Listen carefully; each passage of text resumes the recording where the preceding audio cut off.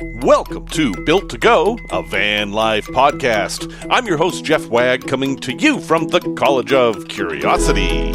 This time it's episode 240, and we're going to take a break here and talk about what's going on with Built to Go, what's coming in the future, and what crazy projects I'm working on.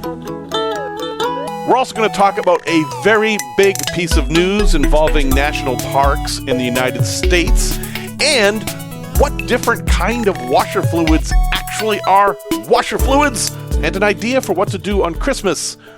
Except it is Christmas, so it's too late. Well, it's not too late. If you happen to be hearing this on Christmas Day and you're wondering, what the heck am I going to do? I have an idea for you at the end. But yeah, folks, I bet you thought I was going to skip Christmas and not do an episode today. But in fact, I am doing an episode today because I'm in the mood to do an episode, and so here we are. But it's going to be a little bit of a different kind of episode because I'm just going to use today to catch you up on some things that are going on. And it'll be a normal episode, but there's actually a lot going on right now. So let me talk about that. First, I have built a glossary of sorts. So this podcast is episode 240. We've probably had 245 episodes if you count the bonus episodes. There's been a lot, and I have introduced a lot of terminology, some of it van life specific, some of it Built to Go specific, and I realized that new people might be lost. Like when I say things like B2B charger, or I say Tiki Bago Land, or Hook Waka Bang, or something like that, new folks have no idea what I'm talking about. And even though I try to put in there, Tiki Bago Land is this piece of land we own that we park our RVs on, that kind of thing, it doesn't always make sense to people. So I've simply created, it's essentially a spreadsheet of over 200 van life terms that apply not only just to this podcast, but also to van life in general. So if you hear people throwing around terms and you don't know what they are, you can go to this glossary and it'll give you a very brief explanation as to what it is. Now, I know there are wikis out there. Nomad Wiki is great. There's a couple of others.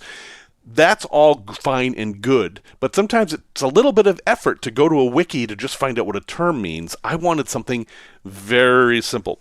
Also, you can print this, you can save it, you don't need the internet to use it if you don't want to, you can copy it, you can do whatever the heck you want with it. I am going to release this into the public domain, but it is a work in progress, and I need your help with it, because I know what words I think are jargon that need to be explained, but you probably have a totally different list, and I want your list. If you'd like to help out with the glossary, you can go to the glossary itself, and there's a link at the very top where you can submit terms, and then I will add them after I vet them and make sure they're not duplicates or jokes or anything like that. But how do you get to this glossary? Well, it is currently linked to the top of the website at builttogo.com. It's right up there. And I did make a URL for it that's fairly easy to remember, but people, I don't know, do people remember URLs anymore? I mean, the world has moved on from that, just like people don't remember phone numbers anymore. But the URL for it is bit.ly, which is bit.ly / all caps BTG - no caps glossary. See, even a simple URL is complicated. So it's bit.ly / BTG - glossary. I don't expect anybody to remember that. That's mostly for my use. Best thing to do is either go to the show notes or go to the Built to Go website and find the link at the top. Actually, there's links to a bunch of stuff up there. So if you're curious about Built to Go stuff, check the links up there. Now, why did I create this glossary? I mean, I like the idea to begin with. It's something I've toyed with. But I specifically created this glossary, and I'm hesitating to announce this because it seems like a lot of people announce things like this and then they never happen. But I'm committing to you that I'm going to write a book about van life. And before you roll your... Oh, I know I'm too late. You've already rolled your eyes. Let's take a step back here. I know there's a ton of people who do van life, and then they have to write their How to Do Van Life book that is basically a copy of everybody else's How to Do Van Life book. Sure, there are differences, of course, but it's like, you need a battery, and that is not what I'm writing. My book is going to be less about how to do van life, because we have a whole podcast for that. I'm going to write a book about why to do van life. My goal with this book is to help people who are curious about van life See if it's right for them. That's it. And basically, it's a book for the curious. If you're curious about van life, I would like you to read this book. I hope to have it done by March. That is my deadline. And I will probably ask some folks to take a look at it and offer comments and edits and stuff like that. And then this is not going to be a New York Times bestseller. I'm just going to self-publish this. I want to go through the process and learn about what it takes to write books and all that. And this is my project to do that with. But I will probably offer it as a premium for folks who are willing to donate to the show and whatever. Anyway, this is all an experiment like almost everything I do. But I am working on that, and I'm committing to it. I am committing to you, dear listener, that there will be a book available. And yes, I will make an audiobook version of it as well. So more details on that to come as it develops. I will also share with you the process I went through to create this book in case you would like to write your own book. And again, this is going to be self-published. I don't know how to get a publisher, and I don't know that I actually want a publisher, so I'm just going to go through the self-publishing thing and see what happens. That said, I'm also going to make another commitment to you. I am going to commit to carrying this podcast up to episode 300. So we're at 240 now. That means 60 more episodes, which is over a year's worth of episodes. So there's a whole other year of Built to Go coming at least. After that, I'm reserving the right to either end the podcast, pass the torch to somebody else, and I have a plan for that. That might work. Or just keep going if I feel like it. Because, folks, everything has to come to an end. And I actually learned this trick from Penn and Teller, believe it or not. So when Penn and Teller, the magicians, got together, they did not want to become the Beatles, meaning they didn't want to get more and more success and then let infighting destroy everything they'd built. So they made a commitment to each other that they will keep performing until a certain date. And that's the level of their commitment. That's it. Once they reach that date, the commitment is over, and they can do whatever they want. Now, I know for a fact that they reached that date and passed it, and they created a new commitment. But I thought that was a great way to do it. See, there are times when doing the podcast is more work than others. There are times when I'm busy or I don't feel well and I don't feel like doing it. But a commitment makes me do it. So there's my commitment to you. 300 episodes. Right now, at episode 240, I expect to keep going well beyond 300. But as I'm about to discuss, there's a lot of changes coming, and who knows what's going to happen. So, at any rate, I'm committing to you up to episode 300, unless something terrible happens or whatever. You know, if the world ends, sorry, you don't get episode 300. If my house burns down, whatever, you get it. Speaking of terrible things, this isn't that terrible. I have to go in for some surgery. Now, hold up, this is not a major deal. I have a wonky ankle. I have an ankle injury. It's called an OCD. It stands for osteochondritis dissecans, which is a fancy way of saying that, to the best of my knowledge, I have a bit of damaged cartilage that has ossified, that is, or calcified, or basically it's turned into bone, and it's interfering with the way my ankle works. This is not a huge deal, except that it means that I can't walk. I can walk, I can get around, but I can't do trips like I've been doing. My recent trip to Danube, where I was walking all over Europe every day on cobblestones, really made things worse. And I've talked with my doctor, and they've decided that surgery is necessary.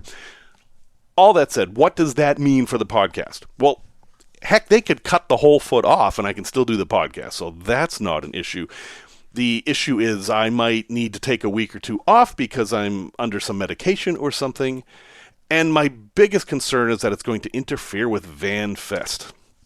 Now, I have committed to doing Van Fest USA, February 6th through 9th. You can look it up on the website, vanfestusa.com.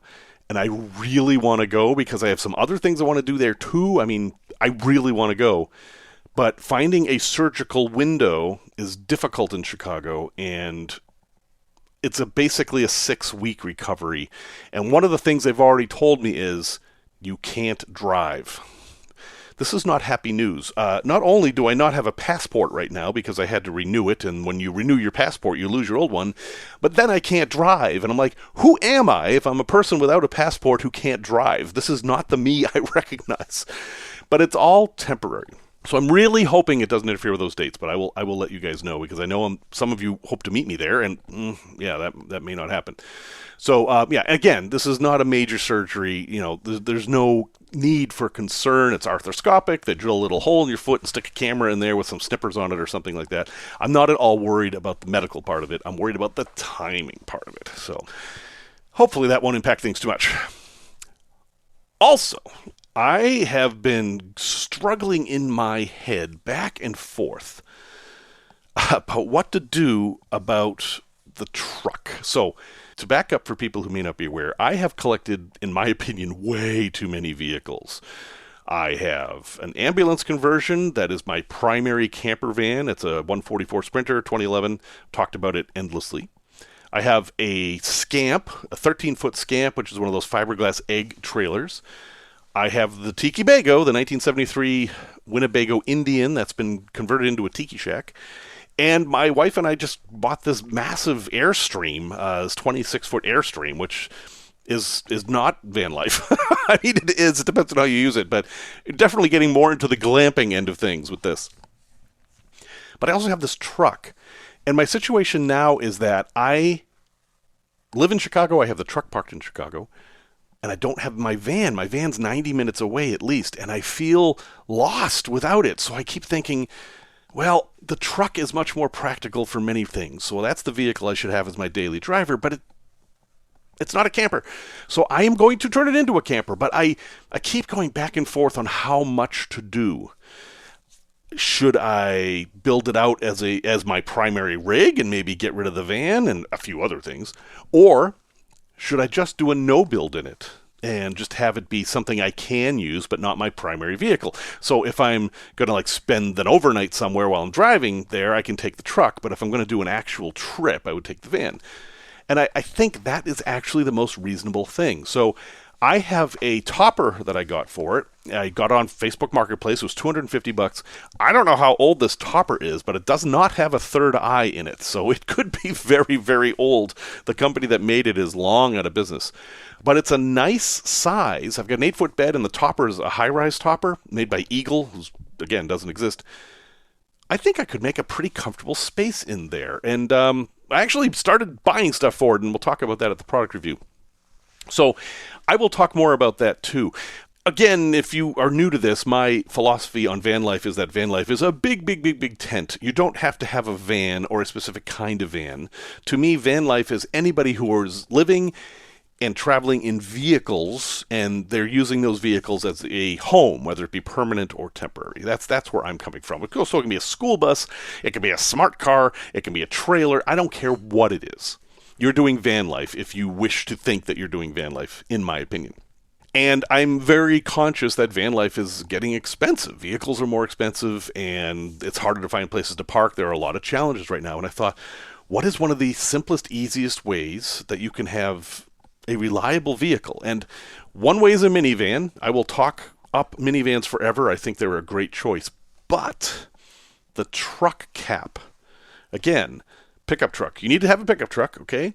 You can find these truck caps on Facebook Marketplace, Craigslist, whatever, for really cheap. And then you've got a very capable vehicle with a nice amount of living space back there. And if you do it as a no build, which is a build where you're not modifying the vehicle heavily, then you still got a truck too. So I'm intrigued by this idea, and I will be talking more about it as we go on.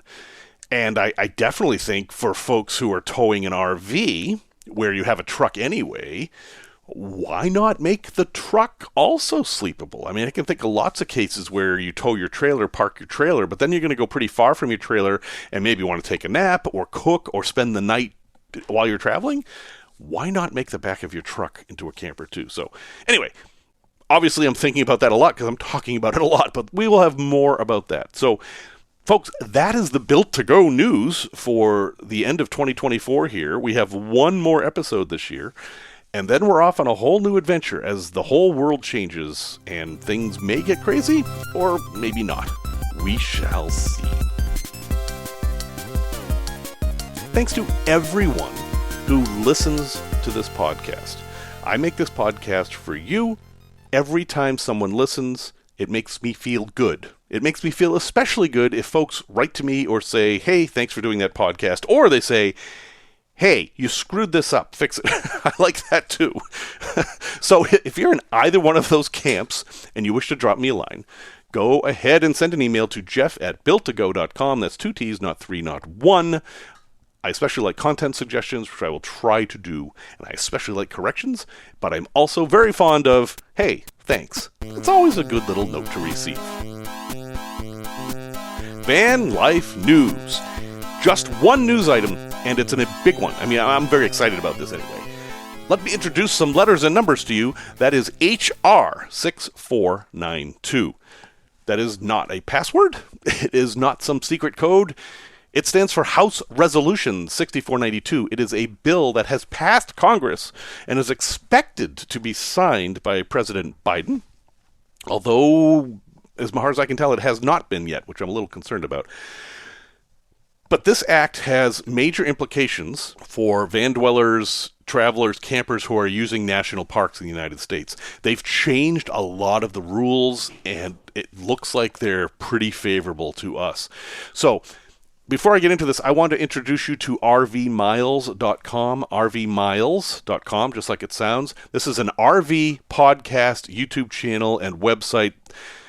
I actually thought the guy's name was Miles, but his name is Jason Epperson. He is excellent at what he does, which is to provide all the news in the RV world that you could ever want. So I watch his stuff, and it's RV, not van life. There are overlaps. It's not necessarily the same. I get that.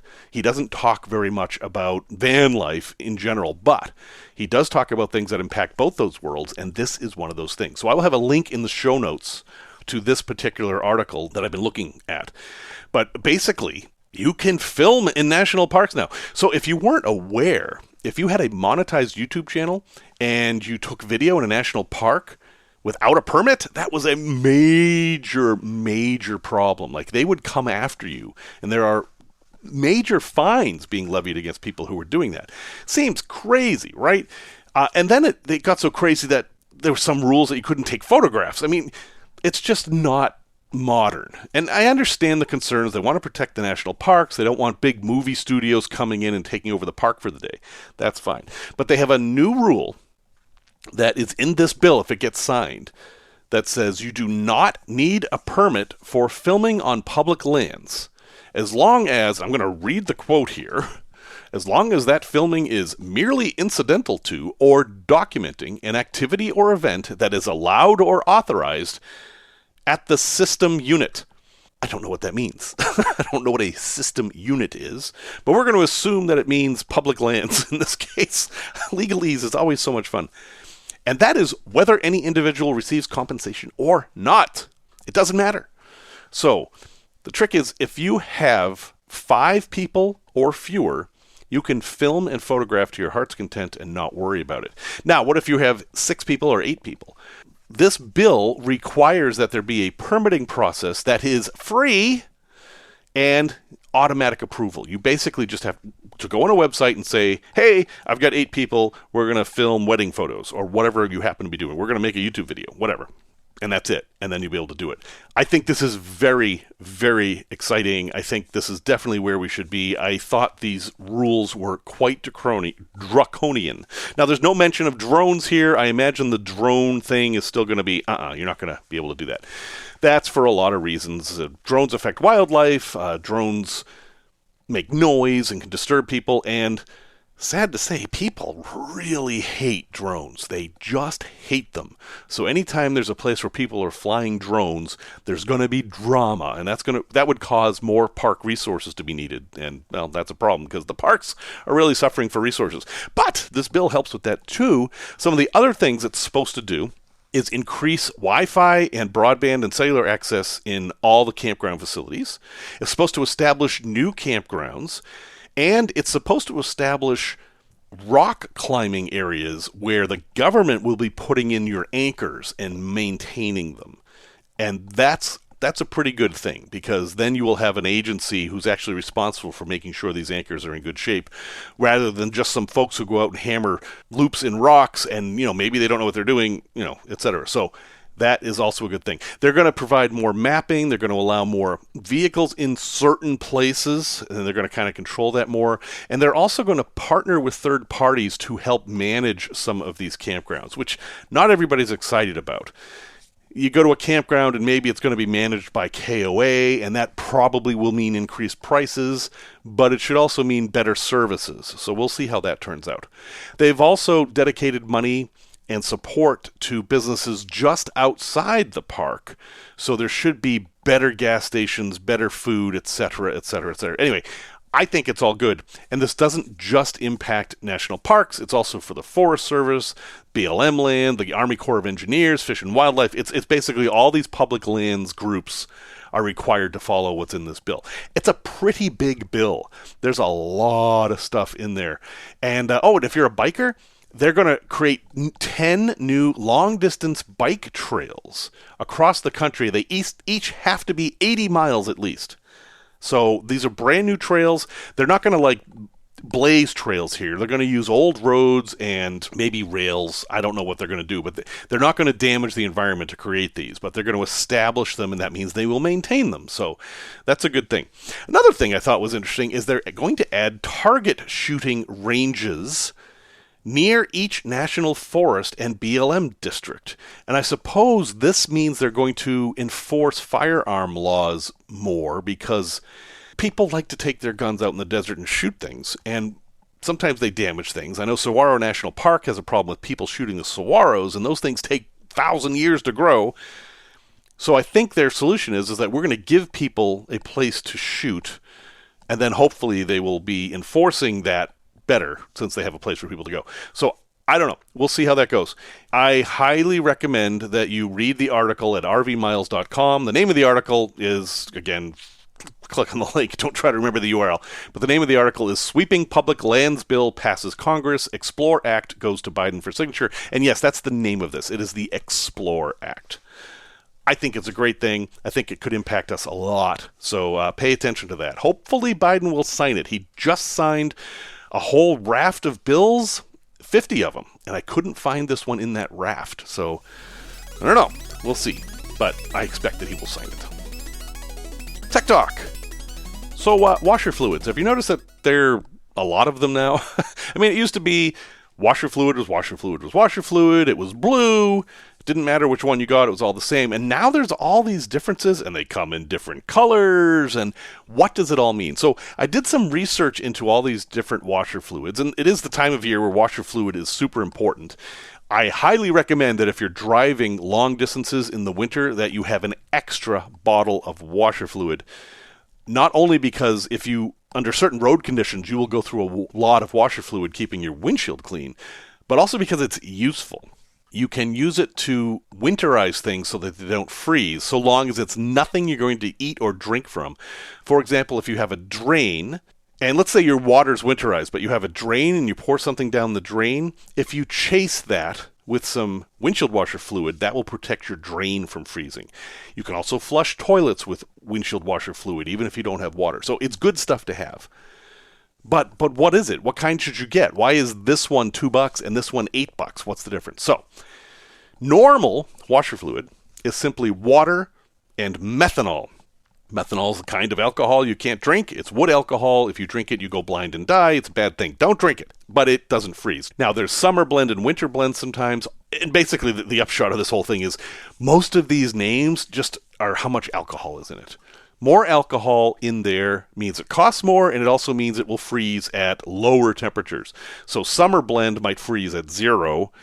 Winter blend usually -30 or -40. So that's all that means. If you want to make an actual comparison, take a look at the alcohol content, which should be listed on the bottle. That's all that matters. In the summer, you can actually just use water. It'll work almost as well. The problem is that in July, you fill up your thing, and you only use half of it, and then December comes, and then it freezes.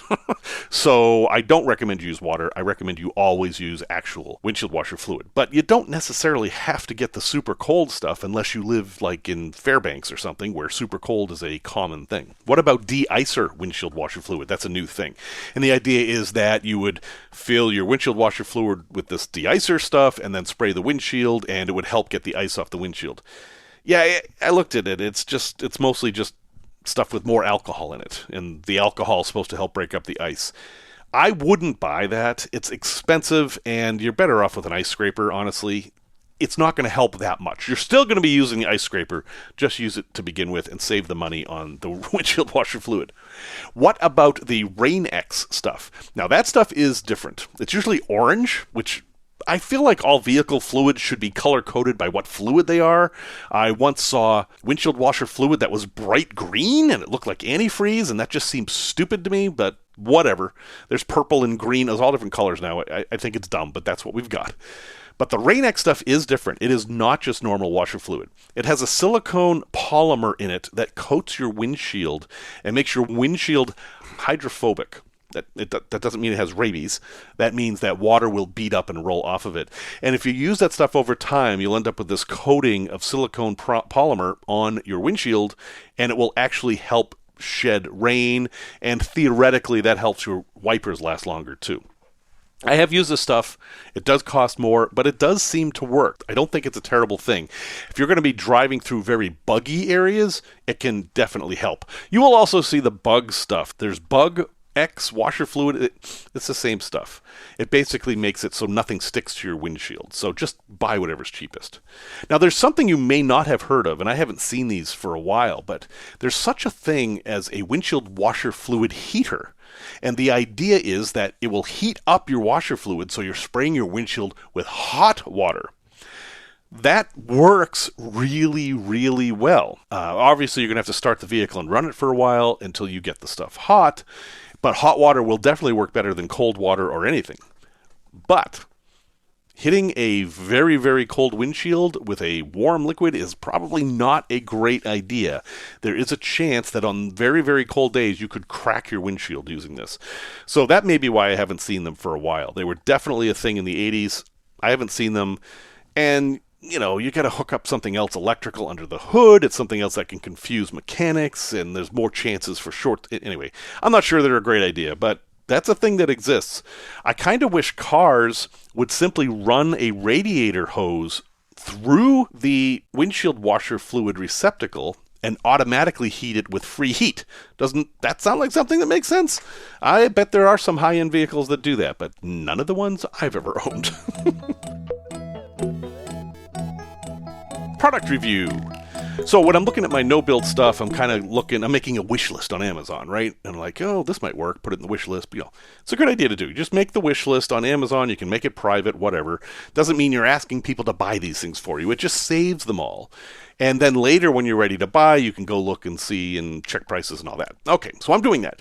So I need a place to sleep in the back of my truck, and I'm a little bit taller than average. I'm 6 feet tall, so I'm very concerned about having a bed that I can sit on and not hit my head on the ceiling. So I have to make a bed that's fairly low to the ground. And yes, I could build one, or I could do the IKEA thing that I like to do so much, but this is a no-build, and I want it to be very flexible. I want this thing to be able to be emptied in 10 minutes. That's my goal. So some kind of a cot that could just be pulled out would be perfect. And I saw one at REI, which is an expensive place to buy good stuff. It's quality stuff, but it's very expensive. It was $200, but it looked like kind of what I wanted. It was almost like a lounge chair, but it would fold flat into a bed and had these big pads on the bottom for the feet. I thought it would work well, but I didn't want to spend $200. And I found one on Amazon that's kind of a knockoff. It's a Timber Ridge, which is another brand. You can tell that they're doing the same thing with this. I mean, it looks very similar. But for some reason, this one color, which is kind of a blue and gray, was only $79, and it had a $12 coupon. So it's a bargain in my opinion. I mean, these chairs cost a lot to begin with. This thing, you can absolutely sleep on it. It's much wider than a camping chair. This thing is definitely meant to be a bed, but it can also have the back fold up and the feet drop down. And I'm thinking in my van build, my NV200 that I built earlier, this might have been a better solution than the bed I actually did use, especially because you can fold it up and take it out, and then you have all that space, or you can fold it up during the day and just put it against the wall. I don't know. This thing has some potential. So it is meant to be folded up and put away. It has Velcro straps that will keep it all together, and it is pretty comfortable. Now, Is it super comfortable? Is it as comfortable as the bed in your house? Probably not. But it does support camping pads. You can put camping pads on it. You could put a camping pad down or even just a piece of foam and then put a sheet on that. And you would have something that was pretty close to a bed. The way the legs are is interesting. There's a leg right where your head goes, and then there's a leg almost to the middle, and then there's a leg like halfway to your feet. By your feet, though, there's no support at all. So if you sit on that end, you're going to hit the ground. The thing's going to flip up in the air. So if you were in, say, a minivan and you put this thing down in bed mode, you couldn't sit on the end that had the feet. So I would recommend you put that against a wall or something, because you can sit on the other end. Anyway, I think it's a bargain. The other colors are $165. For some reason, this one is cheap, and I bought it, and it came in 2 days, and I've been messing around with it, and I like it. It supports 600 pounds, but it only weighs 20 pounds. If you're curious about dimensions, it's 79 inches long, which is 6'7", and it's 30 inches wide, and it's only a little over 10 inches off the ground. So, yeah. If you are looking for something to sleep on that doesn't take up too much space, that would work great in a minivan or an SUV or in a pickup truck, yeah, this Timber Ridge camping cot is definitely something to look at. I'll have a link in the show notes. I don't know how long this price is going to last, or this coupon, but it's $79.99 with a $12 coupon, and I think it is a bargain. And it has free return. If you just want to take a chance and get it and maybe return it, that is totally fine too. So, I like it. I'm going to use it. Tales from the road. Continuing the theme of strange things I've eaten around the world. When I was a kid, I was 10. Or maybe I was 11, but I was, a young man, an old kid, not quite a teenager. But my parents decided, hey, let's go to Peru. Now, this was at a time when very few Americans were going to Peru. I think that year, fewer than 8,000 Americans visited Peru, which was 1978, because there was a terrorist uprising called the Shining Path, which, oddly, James Randi knew some of those people. There's a whole thing there that I don't understand, but that was a weird path crossing that we have. I did not meet any of the Shining Path folks. I just did touristy stuff. But we went down to Lima, which is the capital of Peru, big city, and did stuff there. But of course, if you're going to go to Peru, you're going to go to Machu Picchu. So we went to Machu Picchu, which is a fascinating place to go. You fly to Cuzco, and then you take a train up, and do all these switchbacks and everything. And when I did it back then, the place was empty. I was in Machu Picchu with maybe 100 other people, whereas if you go today, it could be 10,000 other people. I didn't do the big hike up the stairs or anything. That wasn't really an option. What you would do is the train would get to the base of the mountain, and then you would ride up what's called the Urubambi Highway, because that's the name of the river, and that's the name of the guy, the European, who discovered Machu Picchu. And you'd spiral around and go up there on this cliff road with no barriers. Anyway, I could tell a lot of stories about Machu Picchu, but the one I want to tell you is about after we went to Machu Picchu, went back to our hotel in Cuzco, after I had a whole day of altitude sickness, because Cuzco's at like 13,000 feet. If you are an altitude challenged person, you will be challenged in Cuzco. Take my word for it. But we had to eat. Now, this is 1978. Nobody in Cuzco spoke English. We didn't speak Spanish, but we found a restaurant, and they gave us the menus, and we had to find something to eat. Now, I was a picky eater. I had a hard time eating anyway. But with this menu in Spanish, I couldn't pick anything out, so I just turned it over to my parents and said, hey, I would like some food, please.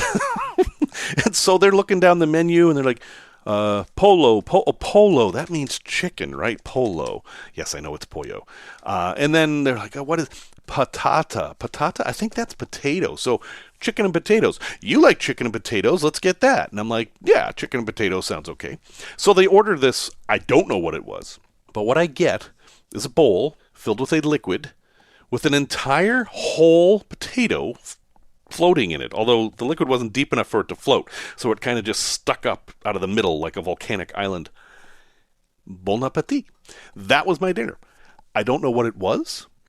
I poked around at it. I couldn't find anything that looked like chicken. It was just this big boiled potato in this brown liquid that I guess was soup, could have been sauce.